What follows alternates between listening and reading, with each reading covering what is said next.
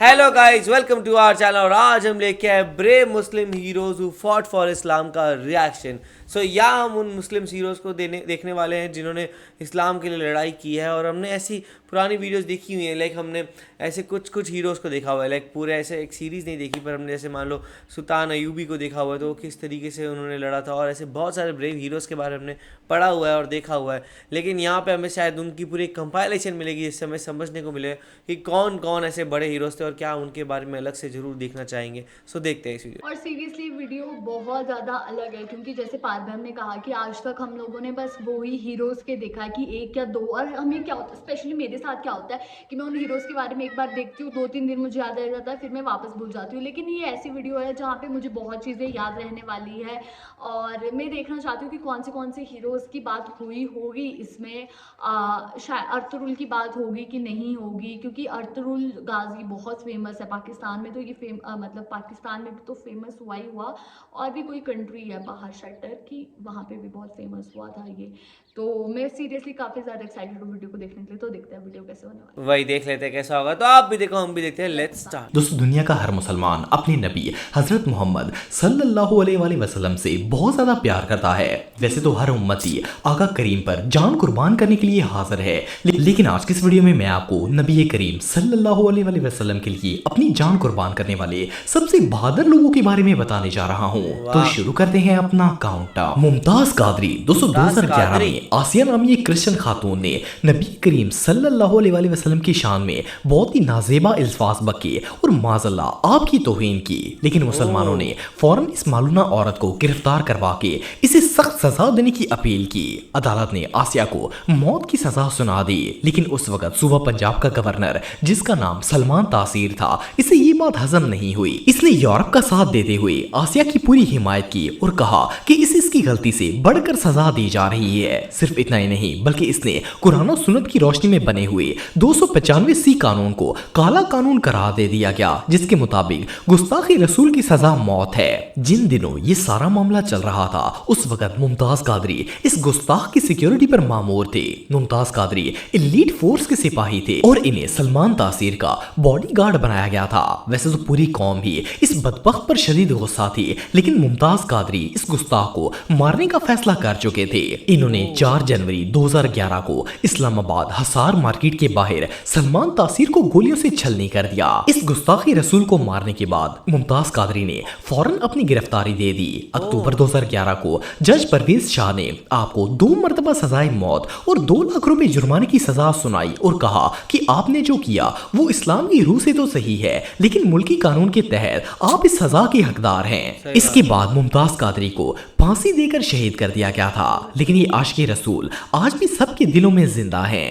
आमर चीमा। 230 सितंबर 2005 में डेनमार्क के एक अखबार ने नबी करीम सल्लल्लाहु अलैहि वसल्लम की तौहीन आमेज कार्टून शाया किए और अल्लाह के रसूल की शान में गुस्ताखी की थी। इसके बाद मुसलमान काफी नाराज हुए, लेकिन कोई रद्द अमल नहीं हुआ। फिर जनवरी 2006 में यूरोप के 75 न्यूज़पेपर्स में इन कार्टून्स को दोबारा शाया किया गया और आका करीम की शान में फिर से गुस्ताखी की गई। इस गुस्ताखी में जर्मनी का एक अखबार डाई वेल्ड भी शामिल था। आमर चीमा, जिनका ताल्लुक पाकिस्तान के इलाके वजीराबाद से था, वो उस वक्त जर्मनी में टेक्सटाइल इंजीनियरिंग की स्टडी के लिए गए हुए थे। जब इन्हें इस गुस्ताखी का पता चला तो आमर चीमा 20 मार्च 2006 में उस न्यूज़पेपर के ऑफिस में दाखिल हुए और इस गुस्ताखी को सरंजाम देने वाले एडिटर हेनरी ब्रॉडर नामी बदबख्त को चाकू मारकर कत्ल कर दिया। इसे मारने के बाद आपको फौरन अरेस्ट कर लिया गया और जर्मनी की बर्लिन जेल में आपको लगातार 44 दिन तक ज़हनी और जिस्मानी टॉर्चर दिया गया।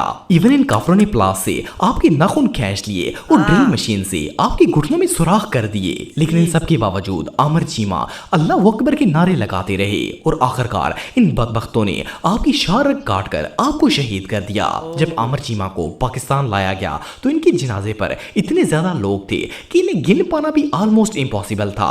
एनीवे, जो भी हो, आमर चीमा इस दौर के सबसे बहादुर और निडर मुसलमानों में से एक हैं और लोग आज भी इनसे बहुत प्यार करते हैं।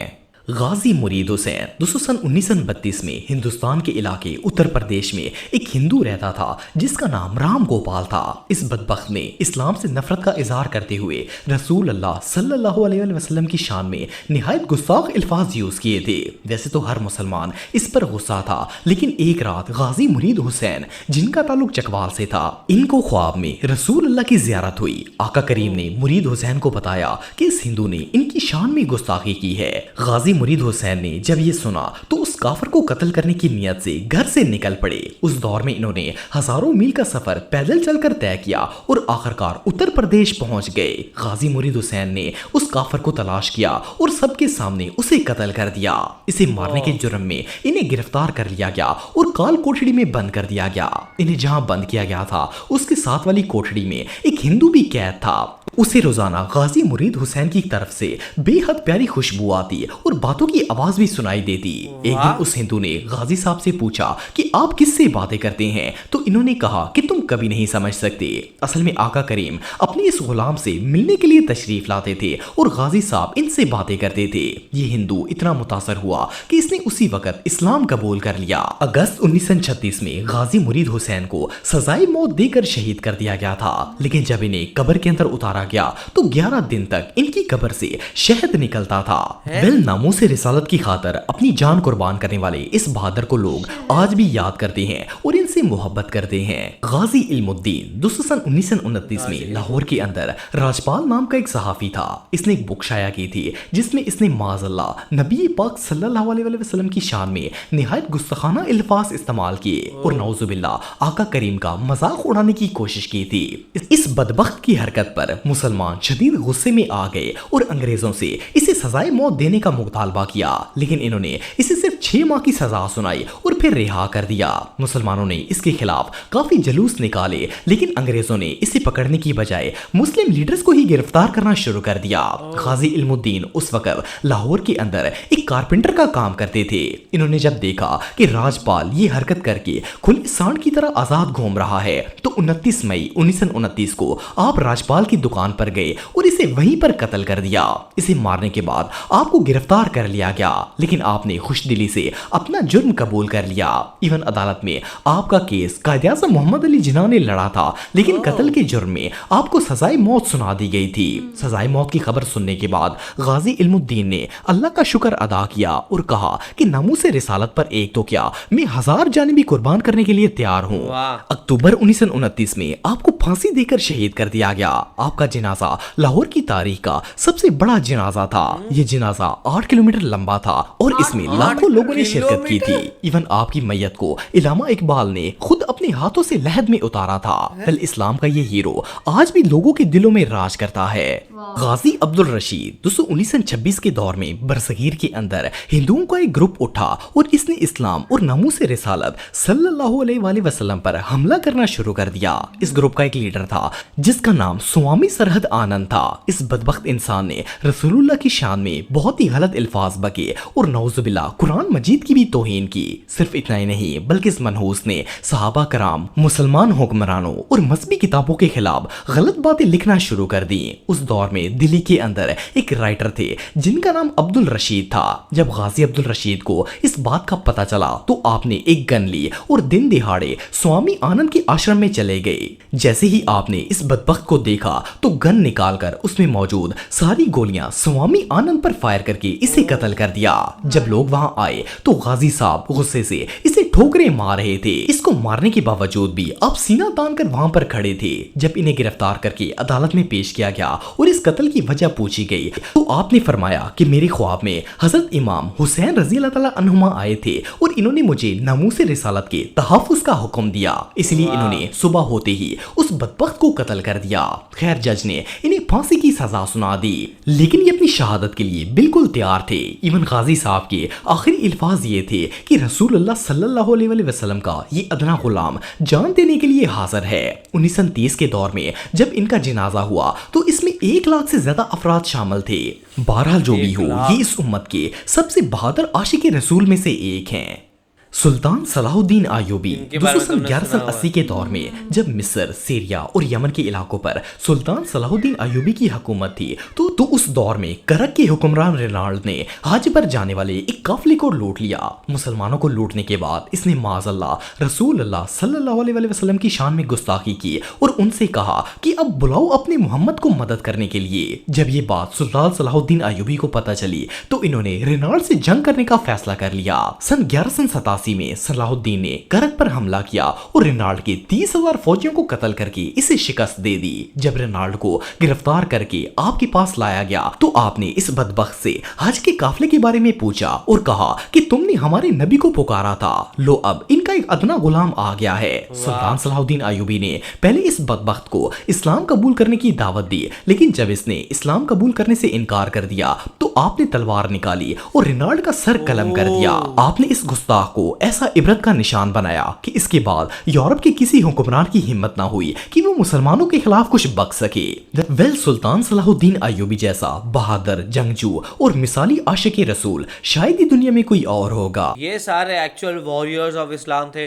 किस तरीके से उन लोगों ने अपनी जान पे खेल के यहाँ पे उन्होंने बस ये था कि भाई किस तरीके से उन्होंने जैसे ही देखा कि कुछ ख़राब चीज़ बोली गई है तो उन्होंने सीधा ही जाकर, और मेनली देखा गया तो काफ़ी सारे केसेस में था सबने वेट किया था कि गवर्नमेंट या तो फिर पुलिस कुछ ना कुछ करे, बट वो जब नहीं होता हो दिखा तब उन्होंने किया। पर मेरे ख्याल से तब भी मेरे थोड़ा और वेट कर सकते थे, बिकॉज अब ऐसा है कि अब जैसे हमने देखा है कि गवर्नमेंट और पुलिस इन चीज़ों में काफ़ी स्ट्रिक्ट रहती है, तो आप ट्राई कर सकते हैं कि पुलिस ही वो काम करे, बिकॉज अगर आप करते हैं तो आपको कहीं ना कहीं वो फांसी की सज़ा भी हो सकती है एंड साथ में फिर मतलब ये है ना कि कहीं ना कहीं जो इतना जो इस्लाम को प्यार करता है वो एक इंसान भी जा सकता है, तो वो भी चीज़ें कहीं ना कहीं होती है। सो मेरे ख्याल से यहाँ पे अभी अब पहले के ज़माने में ठीक था, पर अभी कहीं ना कहीं वो पुलिस फोर्स का हमें ज़्यादा यूज़ करना चाहिए एंड कोशिश करनी चाहिए कि लोग इस तरीके से ना बात करें एक दूसरे के बारे में, एक दूसरे के धर्म को ऐसे नीचे ना दिखाए क्योंकि उससे कुछ फ़ायदा नहीं होने वाला।